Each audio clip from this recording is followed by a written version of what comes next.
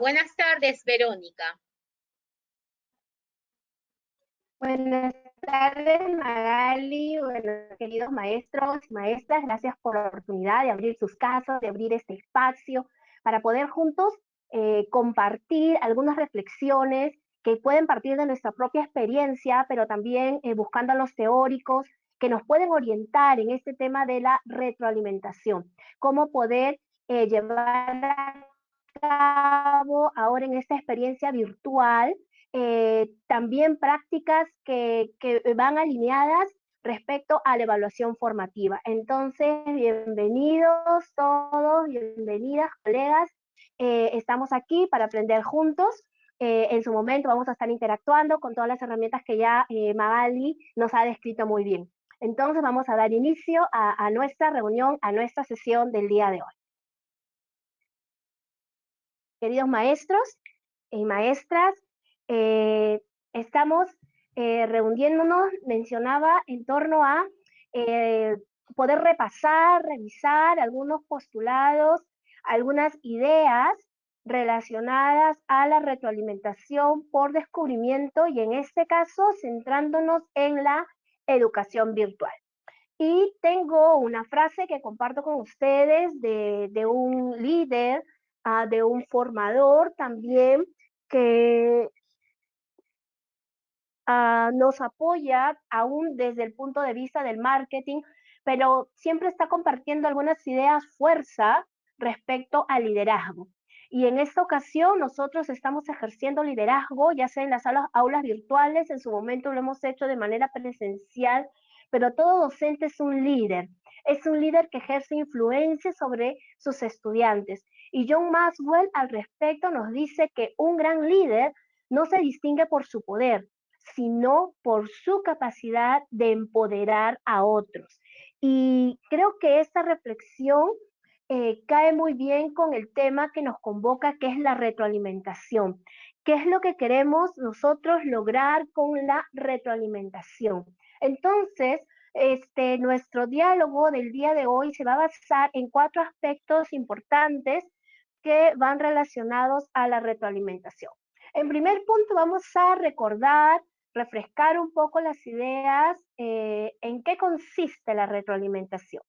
Luego vamos a estar analizando algunos tipos de retroalimentación, cuáles son las que se suelen aplicar y vamos a estar también nosotros analizando y llegando a conclusiones para ver cuál es la más efectiva.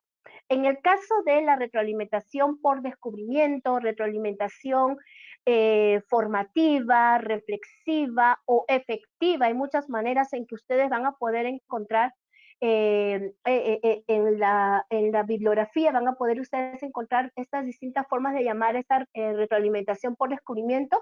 Vamos juntos a ver cuáles son las principales características de este tipo de retroalimentación.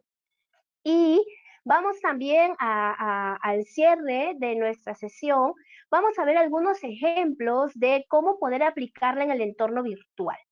Entonces vamos a iniciar con la retroalimentación respondiendo a la primera pregunta, ¿en qué consiste? Entonces yo tengo aquí mi banquito de preguntas, ya he escuchado el saludo de Magali, el saludo de todos y gracias nuevamente por estar con nosotros. Bien, ¿en qué consiste la retroalimentación? Vayamos formulando, repasando los supuestos que nosotros tenemos, ideas que se nos han quedado, de estudios que hemos realizado, pero para hablar de retroalimentación, tenemos nosotros que remitirnos a nuestro documento base, que es el Currículo Nacional de la Educación Básica. Entonces, este documento nos va a hablar de la retroalimentación, pero nos va a hablar, nos lo va a mencionar en el marco de la evaluación, en el marco de la evaluación formativa. Entonces, para poder definir la retroalimentación, vamos a enmarcarla en este proceso de evaluación formativa, que es justamente el enfoque que nos plantea el Currículo Nacional de la Educación Básica. Cuando nos planteamos desde toda esta conceptualización del Currículo Nacional, ¿qué evaluamos? ¿Cuál es la respuesta correcta? ¿Qué evaluamos nosotros actualmente? Y quiero ver algunas respuestas de ustedes ahí en la cajita de preguntas. ¿Qué evaluamos? ¿Qué evaluamos los maestros en el aula virtual o en el aula de manera presencial? ¿Qué es lo que nosotros evaluamos? ¿Recordamos? Muy bien, Yuri. Evaluamos competencias. No estamos evaluando conocimientos, que son muy importantes, pero evaluamos las competencias. Y en este enfoque evaluativo, en este enfoque formativo, ¿a qué le haremos énfasis? ¿Dónde tendrá su énfasis? ¿En una evaluación terminal sumativa? ¿En una evaluación de los procesos? ¿Dónde pondrá el foco? Muy bien, María Elisa. Tiene énfasis en los procesos y no en la evaluación terminal sumativa. Pone el énfasis, pero no nos dice que lo otro no sea importante, porque ahí nos surge dos ideas concretas que van una con la otra. Evaluamos para el aprendizaje, evaluar para el aprendizaje y evaluar el aprendizaje. Entonces, evaluamos por competencias, manejamos el enfoque evaluativo con un énfasis en los procesos. ¿Y con qué elementos contamos en esta evaluación con un enfoque formativo? ¿Qué elementos tenemos a la mano para llevar a cabo esta evaluación con un enfoque en los procesos? Recordamos que nos dice el currículo nacional. Tenemos a nuestro alcance los instrumentos de evaluación, los criterios de evaluación. Tenemos que hacer uso de los estándares en progresión y vamos a insertar todo este proceso, toda esta evaluación dentro del proceso pedagógico, dentro de los procesos didácticos que corresponden a cada una de las áreas que vamos a verlo más adelante. Ajá, muy bien. Yuri nos estaba justamente haciendo hincapié en el estándar, que es uno de los elementos. Ahora, ¿cómo es la calificación? ¿Qué característica tiene ahora ya la calificación que nosotros le otorgamos a un determinado desempeño, actuación, producto de nuestros estudiantes? Ajá, muy bien. Ahora evaluamos de manera cualitativa. Gracias, Paco. Gracias, María Luisa. Nosotros trabajamos la evaluación cualitativa, es decir, sin notas numéricas. Muy bien. Entonces, seguimos repasando porque para darle sentido, decíamos, a la retroalimentación, el análisis de sus características y en este caso de la por descubrimiento, es necesario recordar que forma parte de toda esta conceptualización de la evaluación formativa. ¿Y cuál será el propósito? ¿Cuál será el propósito de este tipo de evaluación? ¿Por qué evaluamos ahora de esta manera? ¿Por qué evaluamos por competencias? ¿Por qué hacemos énfasis en los procesos y no exactamente en la evaluación terminal sumativa? ¿Por qué echamos mano de estos recursos como son los instrumentos? Para mejorar el aprendizaje exactamente de todos nuestros estudiantes. Entonces, el énfasis en la formación y mejora del aprendizaje de todas y todos los estudiantes, ¿verdad? Y no hay entonces tanto hincapié en la selección de los mismos por un tipo de rendimiento. Ahora, ¿cuál es la relación que existe entre esta evaluación formativa con la evaluación nacional? ¿Cuál sería esa relación? Hay un mayor énfasis en articular la evaluación nacional con el trabajo que se realiza en el aula. Entonces, le quitamos ese manto de evaluación suprema, de evaluación que mide nuestros aprendizajes, que coloquen un ranking a nuestro colegio, le quitamos esa concepción, le quitamos esa forma de visualizar la evaluación nacional. ¿Para qué? Para que sirva como una información diagnóstica que nos permite a nosotros seleccionar mejor las estrategias que vamos a utilizar. Por ejemplo, para empezar el año escolar, nosotros siempre tenemos que tener a la mano el rendimiento que observamos de nuestros estudiantes en las actas de evaluación del año anterior y también si es que nuestro grado ha estado sujeto a una evaluación nacional. Los resultados que nosotros obtengamos puede a nosotros darnos luz sobre qué competencias tenemos que trabajar y hacer mayor énfasis en una determinada área con nuestros estudiantes. Muy bien. Ahora, en estos propósitos de la evaluación, vamos a encontrar estos propósitos a dos niveles, de la evaluación formativa, de la retroalimentación que forma parte de la evaluación formativa. Vamos a encontrar un propósito, un para qué evaluar a nivel del estudiante y también a nivel del docente. Entonces, a nivel del estudiante, vamos a decir que evaluamos para lograr que los estudiantes sean más autónomos. ¿En qué? En su aprendizaje. Esto a través de la toma de conciencia de sus dificultades, de las necesidades y las fortalezas que estos presentan. Ahora, ¿esto qué va a permitir? Esto permite un aumento en la confianza de nuestros estudiantes. ¿Para qué? Para que puedan asumir nuevos desafíos, para que puedan asumir sus errores como oportunidades de aprendizaje y también para que puedan comunicar lo que hacen, lo que saben y también lo que no saben. Esto es entonces, ¿para qué evaluamos a nivel del estudiante? ¿Y para qué evaluamos a nivel del docente? ¿Por qué evaluamos? ¿Cuál será ese propósito de la evaluación a nivel del docente? ¿Para qué evaluamos? Para poder atender a nivel docente, para poder atender a la diversidad de necesidades de aprendizaje que presentan nuestros estudiantes. Y así nosotros podamos brindarle oportunidades diferenciadas. Esto es, en función de los niveles alcanzados por cada uno. ¿Para qué? ¿Para qué hacemos esto? Para poder acortar las brechas, y evitar la deserción, la exclusión de algunos estudiantes. Muy bien, Paco nos dice sí, también para retroalimentar, para tomar acciones estratégicas. Gracias, Paco. Ahora, en este marco de los propósitos de evaluación a nivel docente, vamos a hablar también de que tenemos que retroalimentar permanentemente.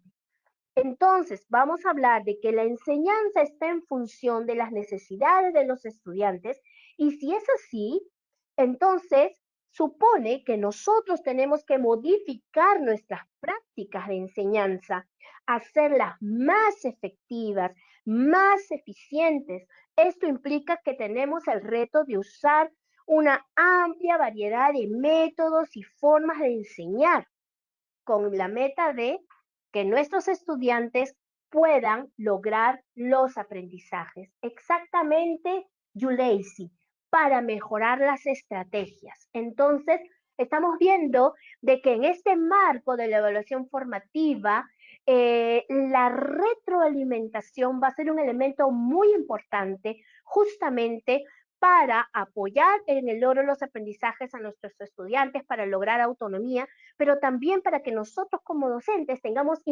información fresca, reciente, a la mano, que nos permite mejorar nuestras estrategias, adecuar lo que nosotros ya hayamos podido estar trabajando. Entonces, en estas conceptualizaciones que estamos formulando, tenemos la que nos brinda el Currículo Nacional de la Educación Básica y nos dice, retroalimentar consiste en otorgar un valor a lo realizado en relación con los niveles esperados y no en brindar elogios o críticas sin sustento. Entonces, recordemos que cuando anteriormente quizás mientras íbamos creciendo en nuestro desempeño profesional, muy bien, o un Dios te bendiga. Yo tenía una maestra que me puso una vez un 05, 05 y abajo Dios te bendiga. Y yo, wow, ¿cómo es esto? Pero no consiste entonces solamente en brindar elogios o críticas sin sustento que no oriente sus esfuerzos con claridad o que los pueda distraer de los propósitos centrales. Lo que se espera es que, repito, que con la información que nosotros podamos recabar a través de la retroalimentación, podamos reajustar nuestras estrategias de enseñanza, podamos atender a las necesidades de aprendizaje identificadas, brindar oportunidades diferenciadas y desarrollar la capacidad en nuestros estudiantes de autoevaluar su propio desempeño. Y acá está, y acá les comparto esta frase que es muy importante. Evaluación para el aprendizaje y evaluación del aprendizaje. La retroalimentación por descubrimiento que podamos nosotros brindar tiene que llevar a nuestros estudiantes al logro de los aprendizajes que evidentemente podemos nosotros verlo reflejado en el nivel de logro que podamos nosotros valorar, ¿cierto? Con una A, con una B, con una C. Pero sobre eso está la evaluación para el aprendizaje. Es decir, usted va a trabajar con su estudiante de manera virtual, pero no se trata y no vamos a perder el foco de que dejo una tarea, me da la tarea, la evalúo, le doy un feedback, una retro, inmediatamente la calificación. Recordemos que la evaluación formativa se centra y pone su énfasis en habíamos dicho, en los procesos. Entonces, también en la educación virtual tiene que haber una devolución muy rica, muy consistente y de manera frecuente antes de nosotros poder colocar una calificación. Richard nos dice para que puedan gestionar su propio aprendizaje. Exactamente, Richard, esa es la visión, ese es el objetivo. Entonces, veamos respecto a la retroalimentación y vamos a la pregunta 2. ¿Alguien recuerda cuál era la pregunta 2? ¿Cuántos tipos de retroalimentación se suelen aplicar? La rúbrica de desempeño docente nos va a mencionar 4 tipos de retroalimentación que son las más comunes que se pueden observar en la práctica pedagógica de los docentes. Es la incorrecta, la elemental, la descriptiva y la que nos convoca, que es la retroalimentación por descubrimiento.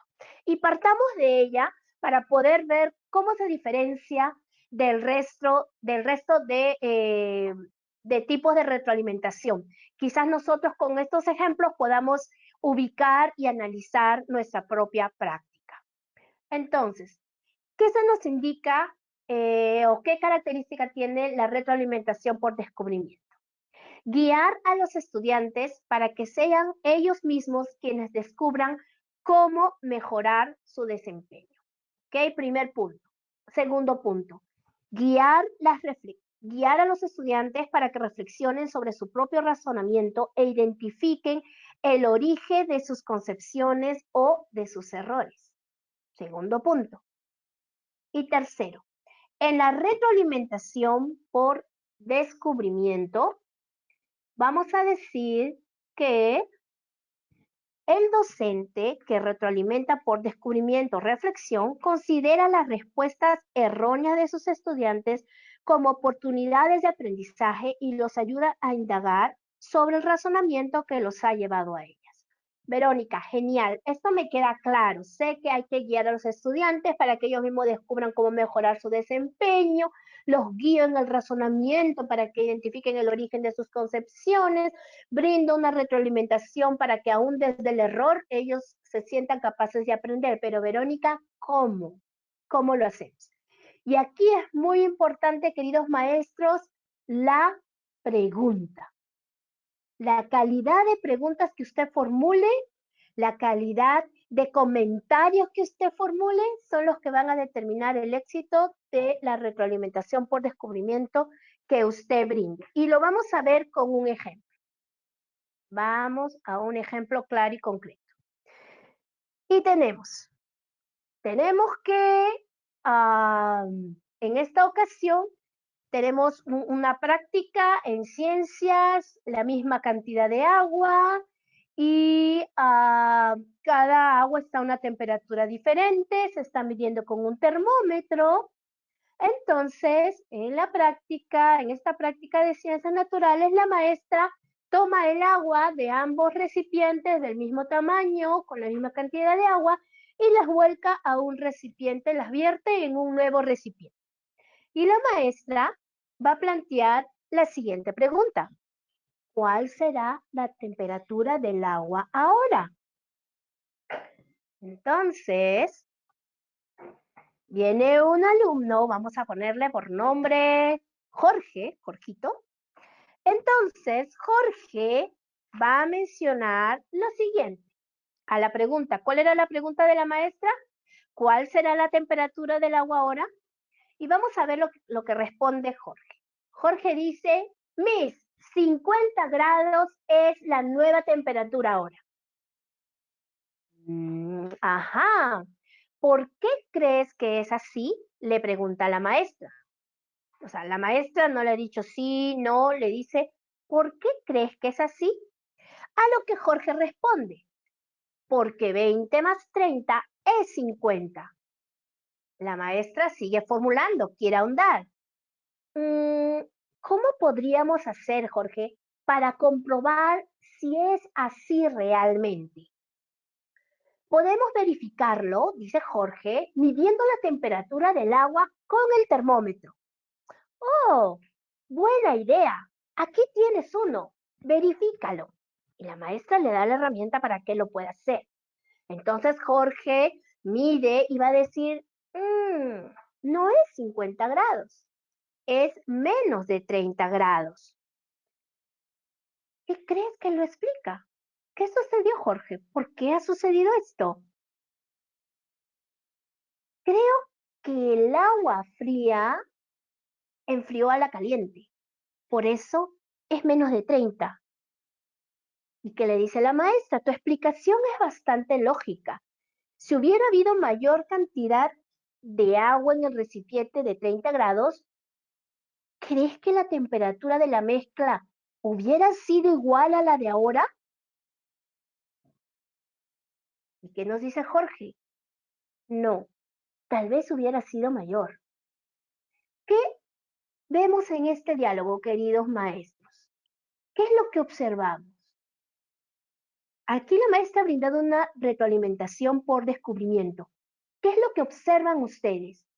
¿Qué diferencias se encuentran con su práctica? Está, como decíamos al inicio, la maestra está guiando a Jorge para que sea él mismo quien descubra cómo mejorar su respuesta a su desempeño. Está la maestra, lo evidenciamos en este ejemplo, guiando la reflexión sobre el razonamiento que tiene Jorge respecto a la temperatura para que identifique el origen de sus concepciones o de sus errores. Observamos que el docente está retroalimentando y considera las respuestas erróneas que está brindando como una oportunidad de aprendizaje y está ayudando a Jorge a indagar sobre el razonamiento que lo ha llevado a esa respuesta.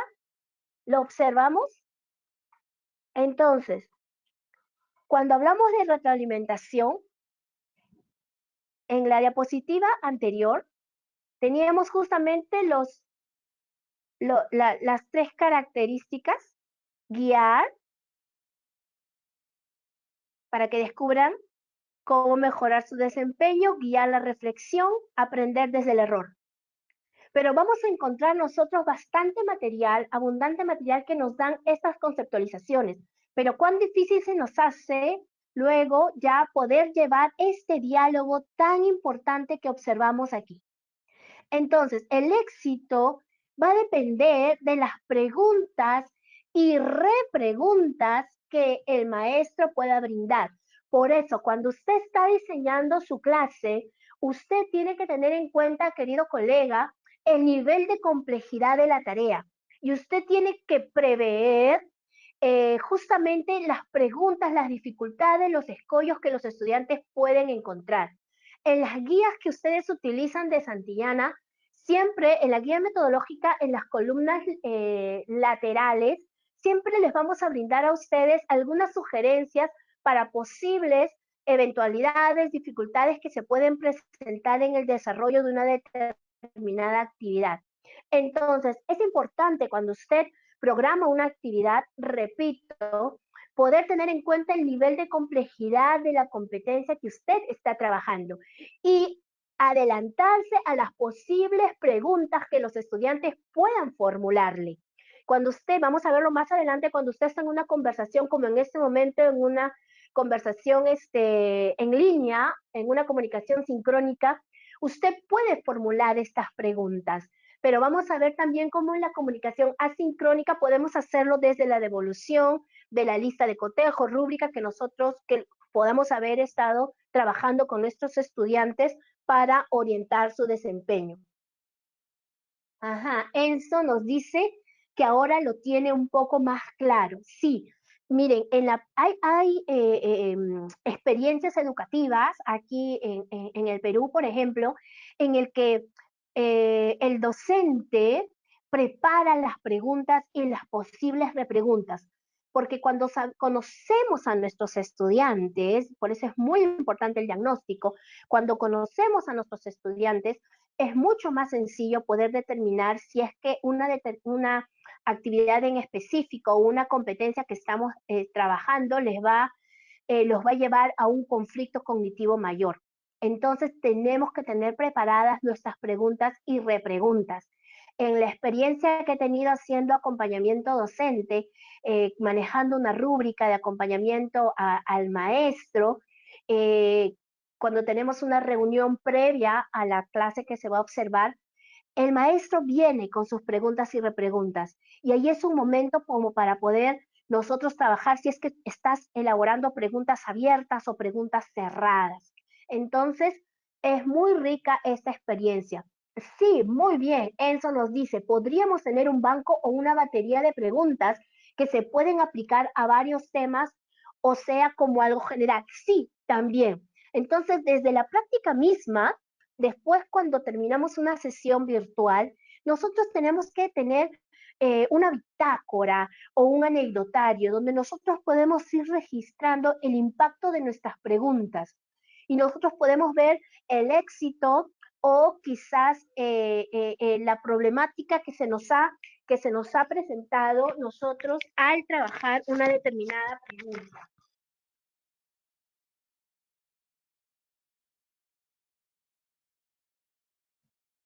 ¿Sí? Ajá. Nos dice María Luisa, eh, por ello es importante no solo hacer preguntas de nociones, ajá, y que muchas veces nos quedamos con ellos. Richard nos menciona, ¿se da el mismo proceso en todos los niveles o depende de la complejidad de los contenidos? Sí, va a depender de la complejidad. Y vamos a ver más adelante en algunas características de la retroalimentación, eh, cómo podemos nosotros enfocarnos, ya sea en el proceso, en el contenido. Vamos a verlo en unos minutos más, pero me alegra que hasta aquí es el momento, nos queda más claro que la retroalimentación en realidad es un proceso de formulación de preguntas, pero de preguntas potentes, y que es importante si es que cuando tú has previsto el nivel de complejidad, que tú ya las puedas tener escritas y que al cierre de una actividad virtual anotes qué preguntas han sido más potentes, qué preguntas justamente han permitido que que tu estudiante o tu grupo eh, les haya permitido reflexionar y descubrir cómo mejorar su desempeño. ¿Ok? Muy bien. Entonces sigamos avanzando. ¿Nos queda clara? Entonces, respecto al concepto, ya nos queda claro la retroalimentación por descubrimiento. Vamos a ver las otras para ver cómo se diferencia, ¿sí? Entonces, continuamos y tenemos la retroalimentación descriptiva. En la retroalimentación descriptiva, es la retroalimentación que ofrece en forma oportuna al maestro, a los estudiantes, y le ofrece elementos de información suficientes para mejorar su trabajo. Nosotros vamos a darnos cuenta que en la práctica real, presencial o virtual, vamos a ir transitando entre entre la retroalimentación por descubrimiento y la retroalimentación descriptiva, porque va a depender de los saberes previos y de la condición de nuestro estudiante, o si es que es un estudiante cuya brecha es más amplia respecto del dónde está, a dónde quiere llegar. No todos tienen la misma amplitud de brecha, no todos tienen la misma distancia. Hay alumnos que están más cerca desde su aquí hasta el donde quieren llegar que otros estudiantes. Entonces, la descriptiva que nos permite brindar elementos de información suficiente para que puedan mejorar su trabajo. Y también en este tipo de retroalimentación describimos para el estudiante lo que hace que esté o no logrado o sugiriendo en detalle qué hacer para mejorar. Y sigamos con el ejemplo de las temperaturas y tenemos nuevamente a Jorge con la respuesta que nos daba, que le daba a la maestra, su primera respuesta, y la tenemos 50 grados, Miss. Y veamos ahora la respuesta de la maestra. ¿Estás seguro? Recuerda que cuando agregas agua fría al agua caliente, ésta se enfría. Es decir, está la maestra describiendo la condición. No le ha dicho, te equivocaste, Jorge, no. Le ha dicho, ¿estás seguro? Recuerda que cuando agregas agua fría al agua caliente, esta se enfría. Le está brindando información que va a orientar la reflexión del estudiante. ¿Sí? Vamos a ver ahora la retroalimentación elemental. En la retroalimentación elemental vamos a observar que solamente se señala si la respuesta o el procedimiento que está desarrollando el estudiante es correcta o incorrecta. Si es que el estudiante está seguro de su respuesta, pero no le proporcionamos más elementos de información. Y obviamente en este tipo de retroalimentación elemental, el docente brinda la respuesta correcta. O sea, el docente, si nos vamos al mensaje de John Maxwell, con el que reflexionábamos al inicio, donde un gran líder es el que se distingue por su capacidad de empoderar a otros, en una retroalimentación elemental no estamos empoderando de ninguna manera a nuestro estudiante porque sigue el poder del conocimiento en nuestras manos, porque nosotros le vamos a brindar la respuesta correcta. La respuesta de Jorge y la respuesta de la maestra. No, no es 50 centígrados, piénsalo mejor. O sea, encima le damos un valor emocional negativo porque, vamos, piensa lo mejor. Es decir, Jorge, piensas mal. Es decir, Jorge, tú no sabes pensar, querido. En realidad, eso es lo que le estamos diciendo a nuestros estudiantes. Y estoy segura que en nuestra práctica esto ya está descontinuado. Ya, muy bien. Ve algunos aportes. Yelitza nos dice que ella aplica la retroalimentación descriptiva. Sí, como les decía, podemos ir transitando de la descriptiva a la retroalimentación por descubrimiento, reflexión o retroalimentación efectiva, como también se le llama.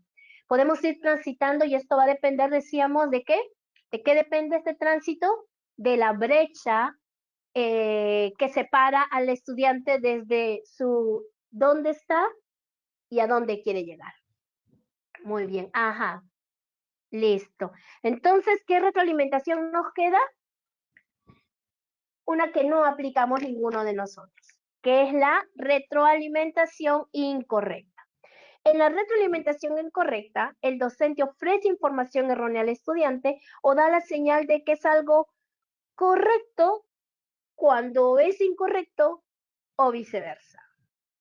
Sigamos con el ejemplo de Jorge, que le va a decir nuevamente a la maestra a la pregunta primera, ¿cuál será ahora la temperatura? Él responde 50 grados. ¿Y qué le dice la maestra? No, no es 50 grados centígrados. La temperatura de la mezcla siempre es el promedio de las temperaturas iniciales. Cuando si vamos a la teoría, la temperatura en el equilibrio térmico no es el promedio de las temperaturas iniciales. Y esto quizás a veces nos puede pasar en distintas áreas cuando de pronto estamos buscando en realidad llegar a una retroalimentación descriptiva, pero nos faltan los recursos respecto al conocimiento y terminamos confundiendo más al estudiante, ¿no? Y el estudiante termina con un ah, ¿cierto? Que en realidad no va a reflejar que el estudiante haya aprendido. Entonces, seguimos avanzando. Y vamos a entonces a repasar. Hemos visto la retroalimentación descriptiva que seguía, la retroalimentación descriptiva que seguía, la retroalimentación elemental y por último la retroalimentación incorrecta. Muy bien, gracias Enzo por completar. Sí, bueno, no estamos manejando el Zoom. Hay algunos maestros que cuando trabajan usan el Zoom, piden que el estudiante ponga la cámara para asegurarse de que están escuchando, pero bueno, nosotros en ese momento somos multifacéticos y yo estoy segura que algunos están escuchando. Yo he estado en webinars como participante, a veces he estado cocinando, he estado con la laptop escuchando. Somos multifacéticos y más ahora que tenemos el trabajo en casa, pues un tiempito, un momentito para felicitarlos por sus ganas de querer seguir capacitándose y seguro que de aquí a un momento tienen que estar revisando y haciendo las devoluciones respectivas a sus estudiantes por las tareas que les hayan podido brindar. Muy bien, ya hemos visto en qué consiste la retroalimentación, qué tipos de retroalimentación conocemos o son las que se suelen practicar desde tomando como base la rúbrica de evaluación de desempeño docente del Ministerio de Educación. Y ahora nos toca cuáles son las características de la retroalimentación por descubrimiento. ¿Cuáles son estas características? Vamos a repasarlas una a una. Entonces, vayamos a la primera. Leemos. La retroalimentación por descubrimiento se realiza en base al uso de instrumentos de evaluación. ¡Hey! Excelente, Verónica. Tengo mis instrumentos. Tengo rúbricas, tengo lista de cotejo. Yo trabajo ahora con Comunica y Resuelve. ¡Wow! Me dieron mi módulo EPA, Evaluar para Aprender. Todo genial. Bien, genial. Tienes tus instrumentos, pero te dice algo más, que deben ser coherentes con los propósitos de aprendizaje. Esto es muy importante. Tus instrumentos tienen que ser coherentes con los propósitos de aprendizaje que tú has seleccionado para una actividad en particular. Porque no sea de que, porque estamos en este proceso de adaptación, ¿cierto? Que utilizamos los recursos que nos brinda la plataforma, que nos brinda la editorial, o buscamos otros instrumentos, otras actividades, pero recuerden, cuando nosotros planificamos tenemos que tener en cuenta, perdón, qué van a aprender, mis propósitos, cómo lo voy a evaluar, mis instrumentos, y las estrategias que voy a utilizar para que aprendan mis estudiantes. O sea, estos tres aspectos tienen que estar muy, muy bien concadenados. Entonces, para que mi retro por descubrimiento, para que mi retroefectiva tenga éxito, necesita estar vinculada, ¿qué?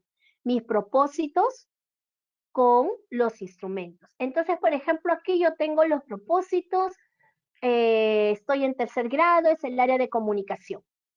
Y, por ejemplo, en mis propósitos, mi desempeño se identifica información explícita que se encuentra en distintas partes de un cartel. Estamos trabajando el cartel, tengo mis capacidades, mis desempeños están precisadísimos, distingue información próxima, semejante, deduce características, tengo mi evidencia y tengo mi instrumento. Estos son los desempeños que voy a trabajar en mi lectura del cartel. Ahora, muy bien, ahora mi instrumento tiene que estar en relación con estos propósitos de aprendizaje. Y vamos a ver si es así. Aquí está. Tengo mi lista de cotejo de comprensión lectora, el cartel. Aquí está mi lista de cotejo. Entonces, tiene que tener relación mi instrumento con los propósitos que he programado. Y acá está, por ejemplo, mis desempeños. Si ustedes observan, en mi lista de cotejo son los mismos. Son los mismos desempeños. Aquí he agregado una columna que es el ítem, es decir, el número de la pregunta, el número de la actividad. Recordemos que mi evidencia es una ficha de comprensión de lectura. Entonces, estos ítems son de la ficha de comprensión lectora y acá están mis desempeños. Es decir, hay una relación exacta, porque de esa manera yo puedo orientar el trabajo de los estudiantes. Una siguiente característica. En la retroalimentación por descubrimiento, el docente utiliza la estrategia más efectiva para sus estudiantes. Y vamos a observar. Y tenemos 5. Empecemos por frecuencia.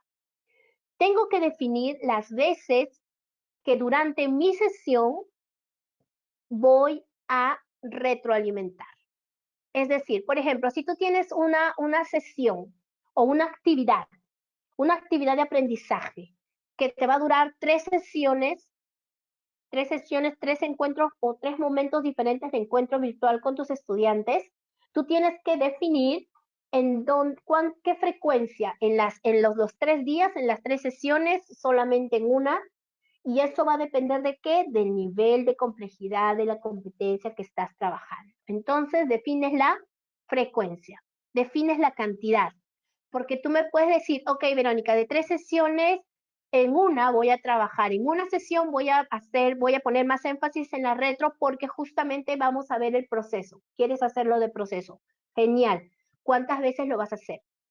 Mira, la rúbrica de acompañamiento, de evaluación del desempeño docente nos dice que la retroalimentación en una clase presencial regular debe ocupar el 25% como mínimo, el 25% del tiempo. Es decir, este juego de las preguntas abiertas y de las repreguntas debe ocupar el 25% de la sesión como mínimo.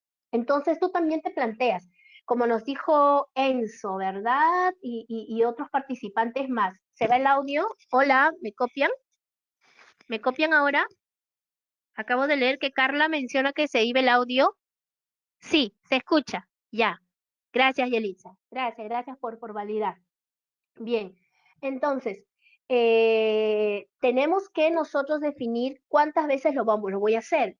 Y como hemos visto, nosotros podemos prever las preguntas que vamos a formular, las preguntas que quizás vamos a dejar en una devolución. Entonces, tenemos que definir nosotros también la cantidad de veces durante la sesión en que nosotros vamos a retroalimentar. Otra característica respecto a la estrategia más apropiada para utilizar con nuestros estudiantes es el modo. Y esto va a depender si tu conexión con el estudiante, si tu comunicación con tu grupo va a ser sincrónica o asincrónica, es decir, en tiempo real, o vas a dejar información a través de una plataforma o una red social.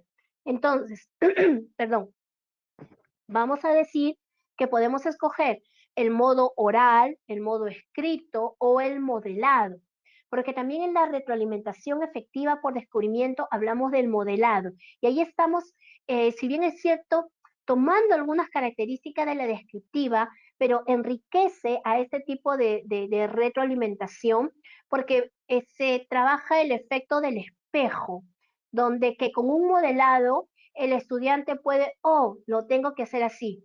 Si quizás ahora por la circunstancia, en ciencia podemos hacer un modelado, o por ejemplo, hay maestros de educación física, maestros de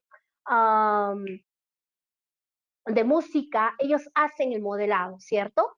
Quizás al estudiante que está practicando la flauta dulce no le sale el agudo, no le sale el do mayor. Entonces el maestro hace el modelado porque va a colocar correctamente el pulgar, el anular o el dedo medio en la flauta, en los orificios, para que pueda salir el sonido correctamente. ¿Sí? Bien. Otra estrategia que podemos utilizar es definir la audiencia. ¿Cómo voy a brindar retroalimentación? Voy a brindarla de manera grupal, voy a pedir una retroalimentación por pares, lo voy a hacer de manera individual. Nos ayuda más ahora en la educación virtual, en la educación remota, nos es mucho más sencillo, mucho más práctico la grupal, pero manejando los mismos recursos de las redes sociales o de la plataforma que podamos tener en la escuela, si es que la tenemos, y dependiendo del caso, debemos brindar una retroalimentación individual. Es decir, quizás podemos hacer una llamada al papá, a la mamá, a la persona que está a cargo, para poder comunicarnos directamente con nuestro estudiante, poder validar, poder saludar, vamos a ver algunas técnicas, pero también de manera ya directa poder brindar una retroalimentación y trabajar este juego de preguntas, ¿sí? Ajá, en matemática nos dice María Eugenia, también practicamos el modelado al usar una nueva estrategia y en la lectura en voz alta también. Gracias por compartir los ejemplos, María Eugenia. Bien, tenemos también entonces una quinta estrategia que es definir el foco. Según la actividad que estoy planteando, según las características del desempeño que he precisado para mi actividad, yo tengo que definir dónde voy a poner el foco, sea en los conceptos, en los procesos o en las actitudes. Esto también me ayuda a mí como insumo para poder definir el foco, me ayuda el conocimiento de mis estudiantes, ¿sí? Hay estudiantes que por sus características, su vivencia escolar anterior, quizás son estudiantes que vienen más de un aprendizaje muy conceptualizado. Imagínate que tus estudiantes la mayoría de tus estudiantes ha estado en experiencia de colegio tipo Prezi, por ejemplo, enseñas en la secundaria. Entonces, es una educación más conductista y tú quieres aplicar eh, si tú quieres aplicar, si cerramos nuestros micrófonos, por favor, si cerramos el audio para que no se filtre, ¿sí? Gracias, gracias. Entonces, nosotros como docentes tenemos que poder determinar en qué voy a poner el foco. Si voy a poner el foco, por ejemplo, en una retroalimentación en el concepto, quizás ahí me puede valer más los recursos de la descriptiva. Es posible. En los procesos, justamente calza el ejemplo que hemos visto de Jorgito. Y en las actitudes lo mismo, porque nosotros cuando un estudiante en un aula real, cuando un estudiante, por ejemplo, respecto a una actitud, respecto a la relación con sus compañeros, un estudiante que no deja hablar, nosotros no manejamos el cállate, no debes hablar, recuerda la norma, simplemente no, lo llevamos a la reflexión y hay muchos recursos que tenemos para la formación de actitudes. Hola, ahora sí se podría, Carla nos dice que el audio se escucha entrecortado. ¿Me confirman, por favor? No, No. Verónica, Ya. te escuchamos bien, Verónica. Muchas gracias, Magali. Bien, entonces, maestros, sigamos avanzando. Hemos visto estas 5 estrategias. Es muy importante que usted la defina por cada actividad que usted realiza. Quizás al inicio, wow, algo más que tengo que detallar cuando estoy programando. Quizás al inicio nos pueda parecer un poco engorroso, pero la práctica en sí la tenemos en la mente y sabemos, porque ahora es muy importante que cuando nosotros ya nos sentamos a conversar con los colegas, cuando queremos hacer un trabajo colegiado, va a ser muy importante que nosotros podamos dar razón de por qué el foco en esta actividad de aprendizaje, por qué el foco lo puse en el proceso o por qué lo puse en el concepto, por qué trabajé una retroalimentación en pares, por qué la hice grupal, por qué solamente la formulé o la consideré durante este espacio de la clase, por qué la hice de modo escrito, por qué la hice de modo oral. Y estas respuestas van a siempre a depender de las características particulares que cada grupo de estudiantes tiene. ¿sí? Enzo nos pregunta respecto al modelado. Cuando hablamos del modelado, estamos utilizando, si bien es cierto, enriqueciendo nuestra retroalimentación afectiva con parte de la descriptiva, pero hablamos del modelado como su nombre indica, porque el niño necesita que se le modele el propósito, lo que queremos lograr. Por ejemplo,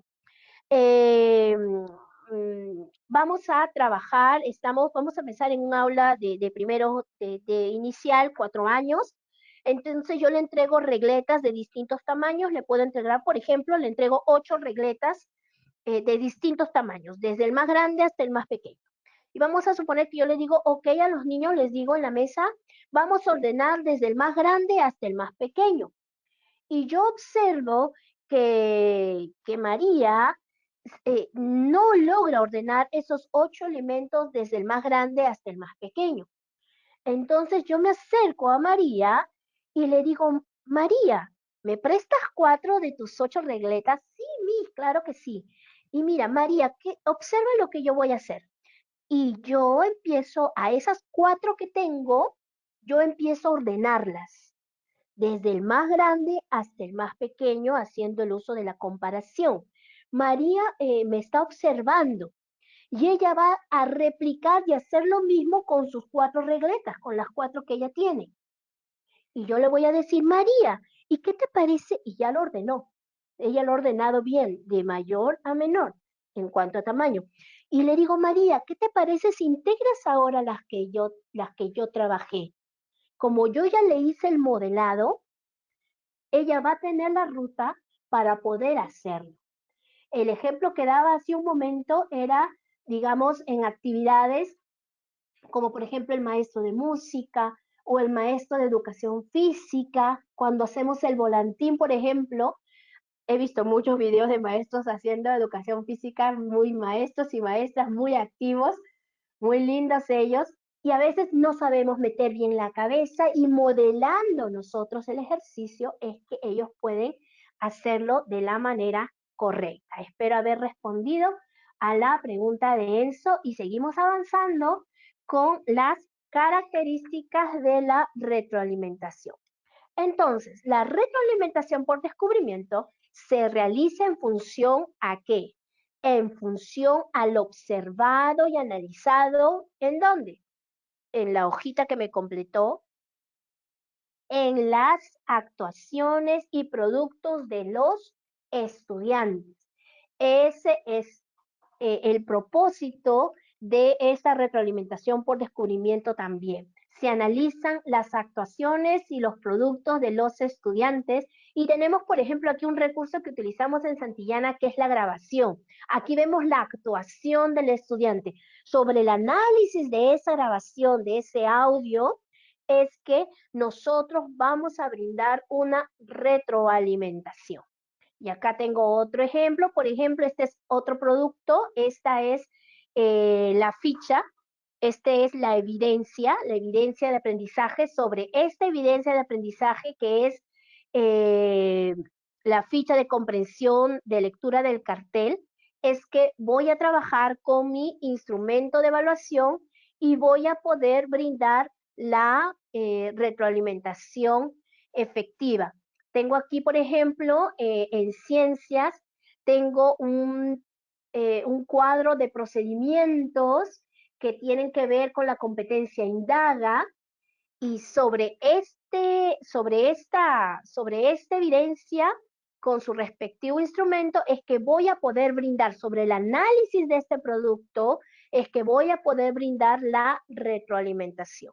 Entonces, repito, hablamos de que en la retroalimentación por descubrimiento vamos a hacerlo en base al análisis de lo observado y analizado en las actuaciones y productos de los estudiantes. Vayamos a la siguiente. En la retroalimentación por descubrimiento, los estudiantes identifican qué han logrado y qué les falta para lograr el propósito de aprendizaje de la sesión o de la unidad. Y aquí les presento, este cuadrito seguramente lo hemos visto, esta imagen la hemos visto ya antes, Y esta imagen, este tipo de ruta de reflexión responde a una estrategia que se llama Bitácora Call.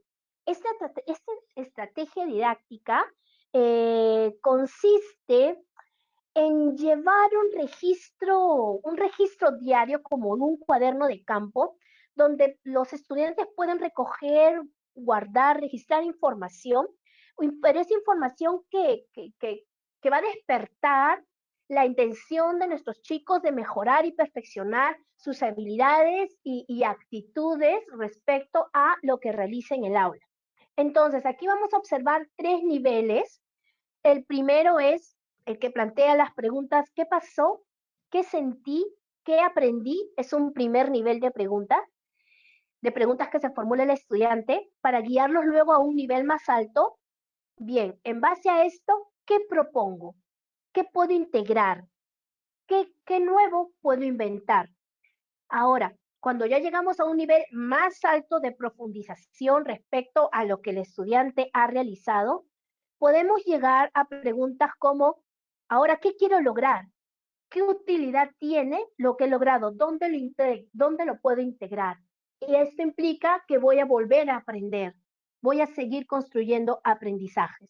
Esta es una herramienta que nos puede servir también para este punto de eh, lograr que nuestros estudiantes pues sean capaces de construir sus conocimientos, de que haya una regulación muy personal respecto a lo que ellos quieren aprender, ¿no? Que pueda haber autonomía en el aprendizaje, que es lo que se busca y que creo que la educación remota también favorece. Entonces, vamos a seguir avanzando. Y bueno, tenemos la retroalimentación. Eh, Nuevamente volvemos a nuestra retroalimentación por descubrimiento, donde los estudiantes evidencian a través de sus preguntas, respuestas o actuaciones su comprensión sobre la retroalimentación que le brinda el docente.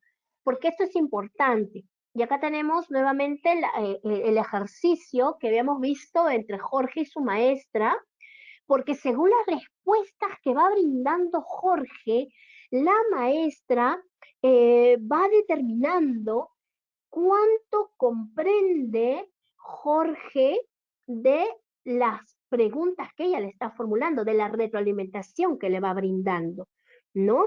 Entonces, ahora, si digamos, Jorge no hubiese logrado comprender, si Jorge, evidenciamos que Jorge y que nuestros alumnos no están respondiendo a la retroalimentación efectiva que les estamos brindando, entonces esto supone que nosotros tenemos que adecuar nuestras actividades a partir de las necesidades de aprendizaje que estamos identificando. Porque puede ser que tú estás brindando una buena retroalimentación, que tus preguntas son potentes, pero tus estudiantes igual no llegan. Por las respuestas tú te das cuenta que no están respondiendo a la retroalimentación que brindas. Entonces ahí es un momento para hacer un alto y poder nosotros replantear nuestras actividades, replantear nuestra práctica. Ahora, veamos un ejemplo de una actividad. Yo tengo, por ejemplo, una lectura, estoy en quinto grado, es con una comprensión lectora, el fragmento de una novela.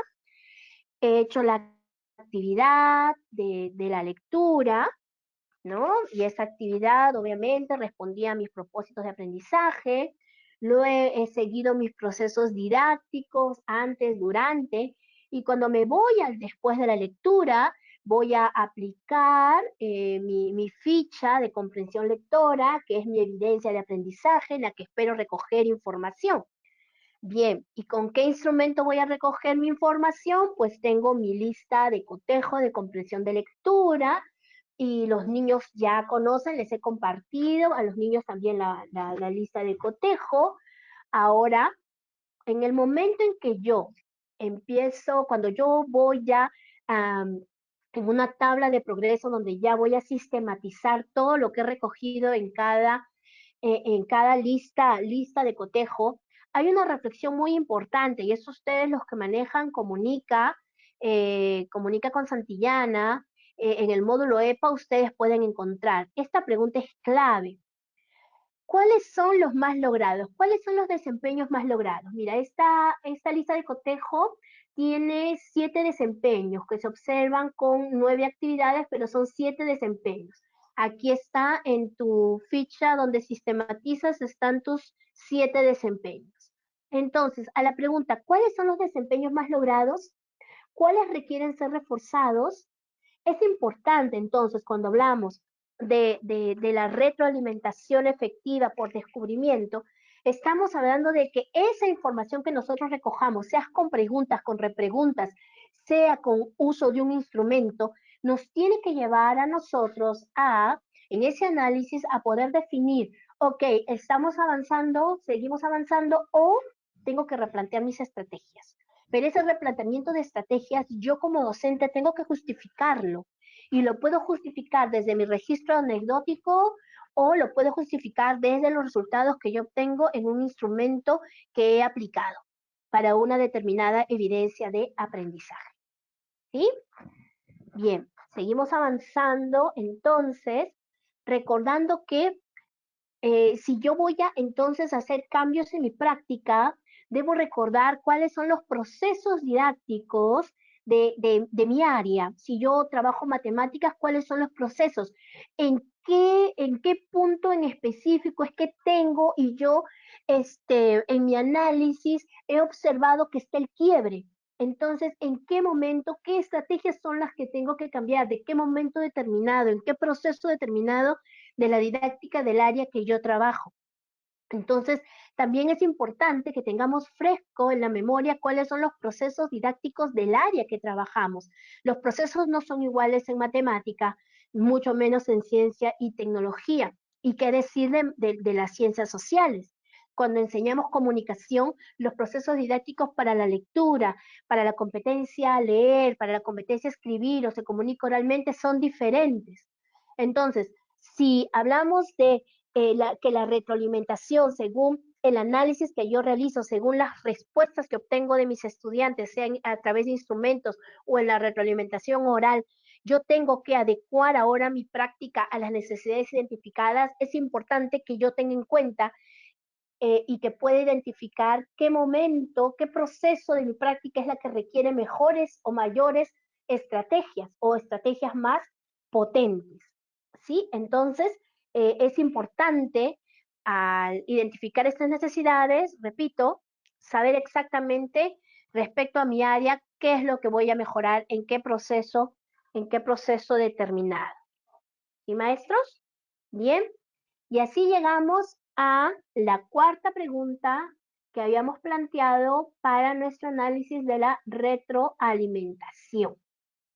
Bien, vayamos entonces a la cuarta pregunta. ¿Cómo aplicarla? Es decir, la retroalimentación efectiva por descubrimiento, formativa o reflexiva, cómo aplicarla en el entorno virtual. Ya hemos estado conversando durante el transcurso de la sesión más o menos algunos aspectos,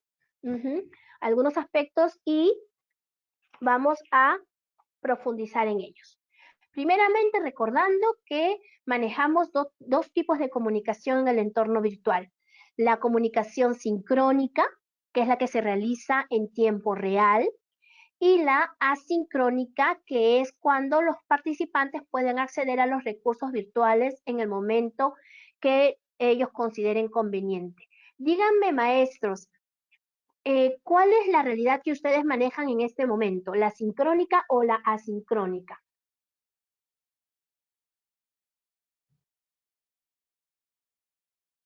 ¿Cuál es lo regular? ¿Ya? Algunos estamos con la sincrónica, las dos, ambas. Muy bien, muy bien. Ahora, en ambas, mayormente asincrónica, muy bien, es importante que tengamos claro cuál es la que estamos manejando, si ambas o una de ellas. Me preguntaba, me preguntaba, y a ver, aquí estoy viendo, ajá, me preguntaba Gladys en el entorno virtual, en esta educación remota, ¿cuál es el mejor instrumento? Nosotros siempre tenemos que trabajar con nuestras rúbricas, nuestras listas de cotejo. Que la retroalimentación podamos hacerla en forma directa o que la podamos hacer a través de una devolución de modo escrito o con un video o un audio, pero de la manera sincrónica, dejándola para que el estudiante acceda a esa retro en el momento que lo estima conveniente.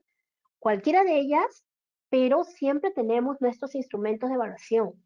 Siempre tenemos que tener nuestros instrumentos, nuestros criterios claros, porque debemos compartírselo a los estudiantes.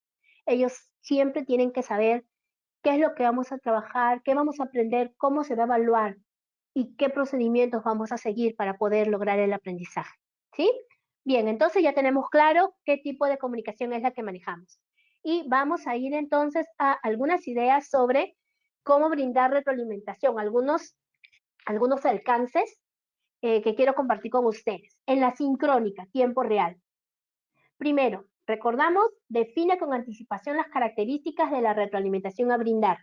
Se va a enfocar cuál es el foco, la frecuencia, la cantidad, el modo, si es grupal, si es individual, porque se pueden hacer grupales también. Entonces, definimos con anticipación las características. Si vamos a hacer en tiempo real preguntas y vamos a repreguntar, también poder tener nuestra batería lista de preguntas y repreguntas.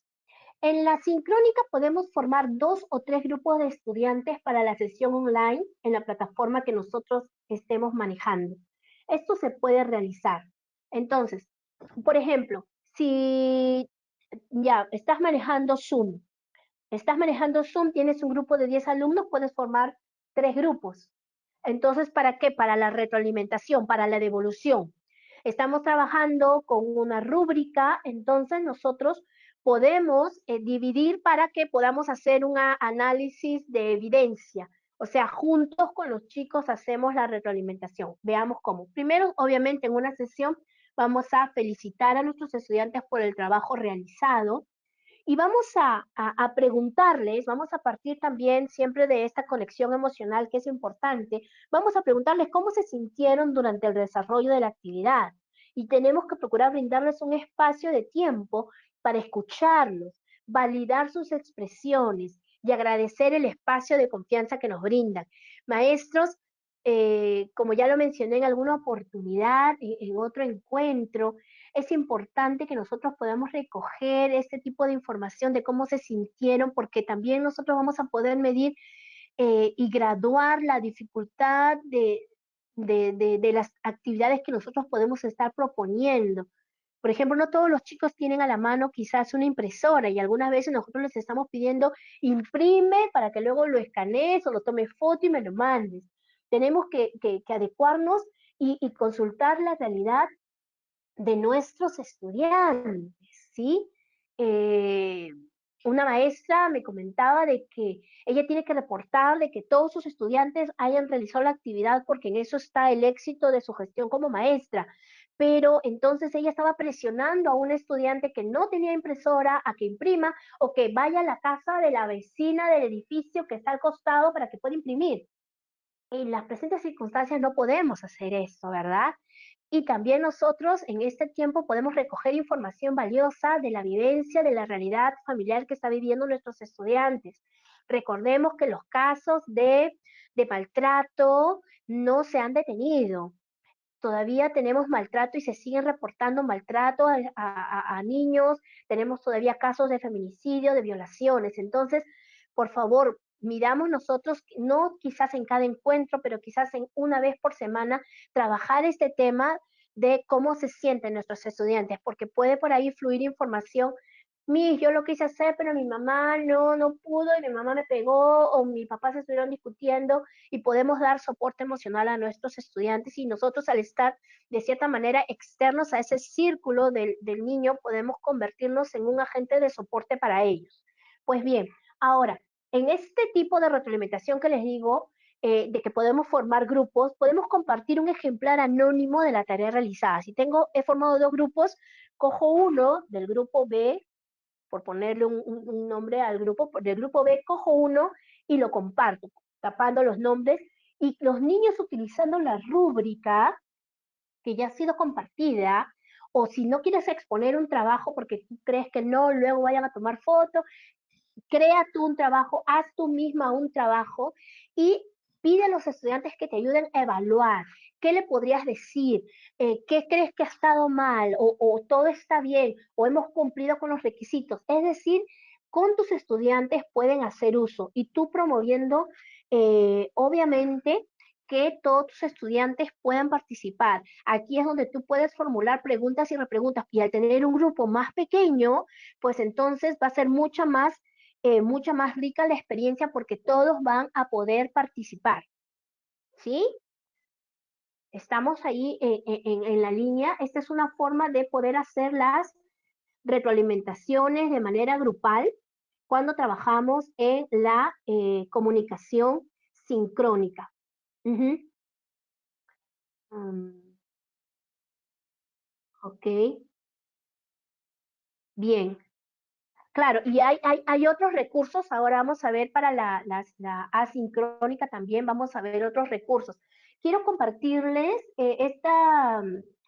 este escrito, Orientaciones para la formación docente y el trabajo en aula, la retroalimentación formativa, que es un texto de Rebeca Anijovic. Ella es argentina, ella es una persona muy reconocida, seguro ustedes han podido participar de algunos webinars que últimamente ella ha estado compartiendo a través de esta fundación Suma, y ella nos va a hablar justamente de retroalimentación formativa, nos va a decir también de que es muy difícil encontrar en este momento textos que nos digan, bien, mira, ¿sabes qué? De manera virtual y en la educación remota, esta es la forma en que tienes que hacerlo.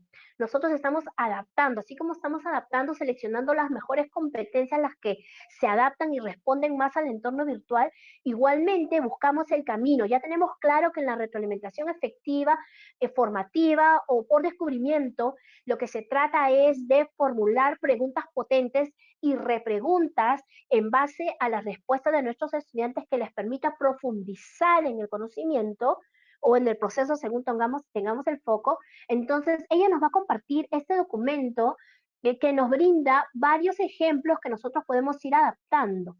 Entonces, vamos a observar que ella en este documento, y se los está compartiendo Magali ahí en la cajita de documentos, ustedes van a poder observar que ella tiene un protocolo para el acompañamiento, es decir, para ese proceso de acompañar el aprendizaje de nuestros estudiantes en base a 4 preguntas. ¿Hacia dónde voy? ¿Cómo lo estoy haciendo? ¿Dónde estoy ahora? ¿Y qué tengo que hacer para llegar a completar el trabajo? Entonces, esta es una herramienta que nos puede servir a nosotros cuando hacemos una devolución, ya sea la sincrónica o la asincrónica. Podemos partir de estas preguntas para llegar a profundizar o reflexionar en base a un instrumento. Y les muestro aquí, por ejemplo, siguiendo ese protocolo de acompañamiento, ella propone compartir este tipo al cierre de una unidad o al cierre de un proyecto, al cierre de una actividad también, estas preguntas. Entonces, vamos a ir observando ejemplos, analizando las respuestas de nuestros chicos. ¿Hacia dónde voy? Y nuestro niño dice, voy a escribir un texto sobre el comportamiento de los gases. Te sugiero revisar el objetivo de aprendizaje para ajustar tu propuesta de trabajo. Es decir, nosotros podemos decirle, te recomiendo también revisar la rúbrica para que puedas ajustar tu propuesta, lo que vas a hacer sobre el texto del comportamiento de los gases para que se ajuste justamente a lo que solicitamos, a lo que queremos aprender. Ahora, ante la pregunta, ¿cómo lo estoy haciendo? Entonces, ¿qué nos dirá nuestro niño? Quizás nos dice, oh, mira, Miss, ya encontré 3 fuentes de información en Internet. Y quizás nos lo dice en el diálogo de la sincrónica que tenemos en la apertura de la actividad o en el seguimiento a una actividad. ¿Qué comentarios podemos emitir como maestros? Me pregunto si todas las fuentes elegidas refieren al tema central de la unidad de aprendizaje. Interesante, ¿verdad? Interesante los comentarios que nos brinda Rebeca. ¿Dónde estoy ahora? Una respuesta de un estudiante. Creo que mi trabajo está incompleto. Resolví la propuesta considerando solo uno de los 3 puntos. Nuestro comentario. te invito a que observes el trabajo de Juan y Marina y veas cómo completar el tuyo. Y si estamos en una sincrónica, Juan, ¿podrías compartirnos tu avance? Claro, Miss. Y entre pares podemos fomentar entonces también una retroalimentación. Ahora, ¿qué tengo que hacer para llegar? No me doy cuenta. Nos puede decir nuestro estudiante, no sé, no me doy cuenta. Te propongo revisar el criterio, comunicar ideas de la rúbrica para que reconozcas lo que te falta para terminar tu trabajo. Y aquí, si es persistente ese no me doy cuenta, porque quizás también no tiene desarrolladas las competencias lectoras como para poder analizar la rúbrica, allí es donde les digo que quizás podemos hacer una llamada, una videollamada para guiar a nuestro estudiante en forma más personalizada para el análisis de esa rúbrica. O si encontramos 2 o 3 estudiantes en ese análisis, cuando hacemos la sistematización de los resultados, podemos citar a 2 o 3 estudiantes para una videollamada en específico, para poder guiarlos. ¿Sí? Bien, en la comunicación asincrónica, ¿cómo es que podemos plantearnos la retroalimentación? Nuevamente, definir con anticipación las características de la retroalimentación a brindar. Utilizamos un lenguaje sencillo, las indicaciones que brindamos tienen que ser las más sencillas, pero siempre de manera profesional. Evitemos los diminutivos, estamos hablando con niños, es cierto. La generación de vínculo no tiene que pasar exactamente por bajarle el profesionalismo a nuestra comunicación. Siempre vamos a felicitar a nuestros estudiantes por el trabajo realizado y podemos considerar 2 fases para la devolución. La primera, realiza la retroalimentación utilizando específicamente el instrumento de evaluación que ha elegido y plantear preguntas que promuevan el análisis. Lo vamos a ver ahora. Es decir, usted puede retornar y usted puede editar ese documento. Maestro, tenemos distintas incluso aplicaciones en el celular. No tengo escáner, usted puede escanear un documento o usted puede editar el documento si se lo envió en Word, usted edítelo, hágale comentarios y usted pueda enviar, devolver el instrumento con preguntas que promuevan el análisis. Otra forma que ya les había mencionado es brindar información personalizada al estudiante. Y recuerde que en principio el propósito de la evaluación es el aprendizaje. Por favor, nuestros niños se tensan porque les decimos, hablamos de la exposición y vemos cuáles son las características, analizamos la rúbrica, les decimos cómo lo van a hacer y les decimos, ok chicos, el viernes todos suben su video, pero le hemos dado toda la carga al padre de familia, porque ¿quién está acompañando el proceso? ¿Quién está retroalimentando ese proceso de la elaboración de la exposición al estudiante? Veía en el Twitter un tío muy lindo, colgaba los bloopers, que son las equivocaciones, los errores de su sobrino, cuando estaba grabando su exposición sobre las capas de la Tierra, si no me equivoco, y él colgaba los bloopers, ¿no? Y una forma de gracia, y los comentarios eran graciosos, ahí saludaban, felicitaban. Ok, pero esos bloopers nosotros tenemos que acompañar a nuestro estudiante. Entonces, propongamos actividades significativas que si son de proceso largo, nosotros podamos acompañar en una reunión, en un email. Cuéntame chicos, ¿cómo va el desarrollo de la exposición? ¿Han tenido alguna dificultad? Coméntenme. Hay que acompañarlos en el proceso. No esperemos solamente emitir un valor como una evaluación sumativa o de cierre. Y algo muy importante que nos ayuda bastante para crear rutina en nuestros chicos es envíe la correspondencia siempre a la misma hora. Ello genera expectativa en nuestros estudiantes. Y aquí tenemos, por ejemplo, una rúbrica. Aquí el objetivo de la actividad no es una rúbrica, es una lista que os dejo con caritas. Esta es para los grados más bajos. Escribir sobre tu lugar preferido para que tus amigas y amigos lo puedan conocer. Entonces, escribí una presentación sobre mi lugar preferido. La autoevaluación de Julieta es carita feliz. Bravo, bravo. Eso es lo primero que había que hacer. ¿Qué está haciendo la maestra? Valora vinculando con el objetivo del aprendizaje. No es solamente muy bien y no hablamos de la niña, eres porque eres una linda niña, no. Bravo, eso es lo primero que había que hacer, es decir, vincula el valor que está dando con el objetivo del aprendizaje. Busqué informaciones en revistas e internet. Se ha puesto una carita sin expresión. Es como ella se ha evaluado. Entonces, ¿qué le dice la maestra? ¿Te resultó difícil encontrar la información? Y con esto, ¿qué hace la maestra o el maestro? Está formulando una pregunta. Formula la pregunta para que el estudiante o la niña pueda decirnos, wow, entonces, ¿por qué fue difícil? Bien, escribí informaciones con muchos detalles sobre mi lugar favorito. Wow, ahí hay una carita feliz, está contenta. Incluiste detalles que ayudan a conocerte y saber cuáles son los aspectos que te interesan y valoras.